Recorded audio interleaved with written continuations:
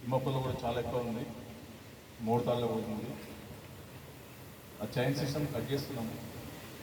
కాకపోతే ఒకడు తాగుతున్నాడని చెప్పేసి తెలిసి మాకు ఇట్లా తెలుసు అంటే మీ వాళ్ళు ఇన్ఫర్మేషన్ ఇస్తేనే మాకు తెలుస్తుంది. చెప్పే బాధ్యత నీది. మీ విలేజ్లో ఒక భద్రంగా ఉంచుకున్న బాధ్యత కూడా మీదే.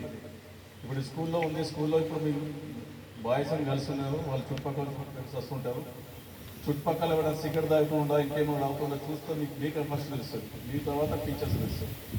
మీరు చెప్తే టీచర్స్ తెలుస్తారు. ఎక్కడో పోతుంటారు. ఇప్పుడు 150 మంది ఉంటే 150 మందికి లెక్చర్స్ ఉంటుంది, ఒక్కొక్కటి ఒకటి అబ్జర్వ్ చేయడానికి. ఎక్కడో దూరం పోయి వాడు తాగుతూ ఉంటే వాడికి ఇంకొక ఫ్రెండ్ వస్తాడు, ఇంకొక ఫ్రెండ్ వస్తాడు, తాగుతూ ఉంటాడు, వాడు అక్కడనే అలవాటు అవుతుంది.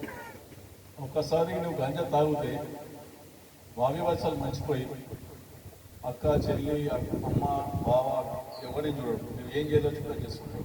ఆ మైండ్లో ఫిక్స్ అయిపోతుంది. ఫిక్స్ అయిన వాళ్ళు ఇబ్బంది పడతావు.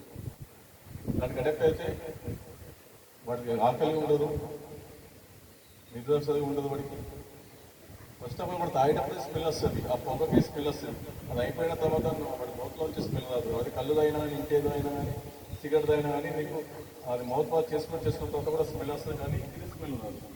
ఇది ఒకటి అంత డేంజర్. ఇది దానికి గవర్నమెంట్ కూడా చాలా ఫోకస్ చేసింది. ఇప్పుడు ఎప్పుడైతే పండిస్తుందో దాన్ని అంతా ఆపేశారు. ఇప్పుడు ఆదిలాబాద్ డిస్టిక్లో ఎవరైతే పండించాలో వాళ్ళకి ఏం బెనిఫిట్స్ తావు, వాళ్ళ పిల్లలకు కూడా